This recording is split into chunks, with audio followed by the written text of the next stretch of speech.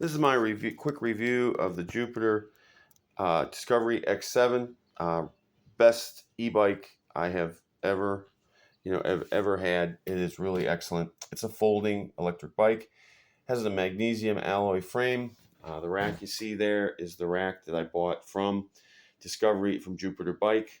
I have a EXA telescopic seat post that I also using instead of the one it came with, and I added some additional things. I added the sorry, squeezing in here. I added the Tutuloo bike radar unit. It's a I people would like to say that it's a knockoff of the Garmin and other bike radars that sell for hundreds of dollars. It is excellent. I could not be happier with this device. Uses battery very sparingly, so it goes a long way on a single charge. It does exactly what I need it to do. It pairs with the Radar Smart app. It warns me when there are cars approaching from behind me. Can't say enough good things about it. Only $79 on Amazon. It has a matching smartphone app that goes on the handlebar. Right now I have just my charging brick in there, but normally the smartphone is in there with the app. Very easy to use. I also have the $79 bike rear camera, also from Amazon. Not a fan of Amazon, but just so happens these two devices, it was the only place I could find them. And there's the camera down there, if you can see it. Let's see, where is it? Yeah, there's my camera. It's a wired camera. I've had wireless cameras on bikes before. Don't get them because there's a lag. By the time the video shows you the car approaching, it's already past you. So you want to use these wired cameras. So I went with a wired camera. This one, like I say, $79. It's very good. It's bright. Nice display. I can see the display perfectly clearly, even in super bright sunlight, so no problems with that. If you see any reviewers on this particular camera that say it's no good in bright sunlight, they must be shills for another producer. And to put all that gear on the bike, I did buy a small extender for accessories, and I have it, off to the left side. It holds my Zeffel phone holder and my camera. And then I do have a lower bar that's 11.5, an extender. And on that, I put just some traditional, rear view mirrors. I don't use the rear view mirrors at all. They're just on there in case my electronics fail and I need old school mirrors. So normally they're just folded up. These particular mirrors fold out. They're also, I got these Amazon again.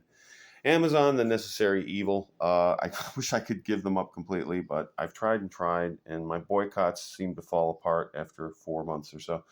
But anyway, I got some good equipment here. With this equipment, with the bike radar and the bike camera, it's a very safe ride, especially if you use it intelligently and don't cut corners, so to speak. And then, it comes with a light, has a horn that comes with it, alloy wheels. The motor, I've never had any problem with thermal cutout with this 350 watt motor. I have had problems with thermal cutout with some other 350 watt motors. What is thermal cutout? If you haven't heard of it, on very, very hot days, sometimes when you're climbing a hill, if the motor gets to a certain temperature, internal temperature, it will cut out in order to protect itself. This motor does not give me any thermal cutout, even on 90-degree Missouri days. So I've been very, very happy. This is the second the second Jupiter bike I've had. I had an X5. I'm 220 to 260 pounds. I mean, it kind of oscillates in between those two. And the Discovery X5, kind of a short wheelbase for a big guy like me. So I eventually traded up. Although the X5 is an amazing bike, highly recommend it also. But I think if you're a heavier, taller rider, you're probably going to like the Discovery X7 better because it has a long wheelbase, 45-inch standard bike wheelbase, 20-inch wheels instead of the 16-inch wheels that the Discovery X5 has. And the other thing is it has gears. It has a six-speed gear right there. Can't see it very well. 6 speeds. And one thing I wanted to say is that the 6 speeds are married very, very nicely and intelligently to the motor. If you've ever had an electric bike where the pedal assist and the pedaling were kind of not synchronized very well, you've had that feeling where the motor and the feet, the pedaling are not really in sync. So sometimes you're pedaling and you don't have any resistance, and then suddenly the motor comes on and there's some resistance, and that kind of thing is very kind of distracting.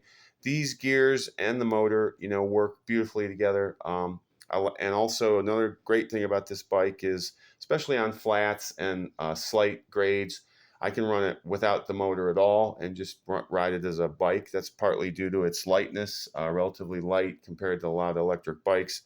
So you can actually use this without the motor. Now, on a really steep hill, I never climb the steep hills without the motor, but I can oftentimes climb a steep hill just in power assist mode 1, and it has 3 power assist modes, 1, 2, and 3. So, it's nice because you can, on days when you're feeling strong, you can use it without the motor most of the time. That will give you unbelievable range when you use it that way. So, all in all, a really great bike. I highly recommend it.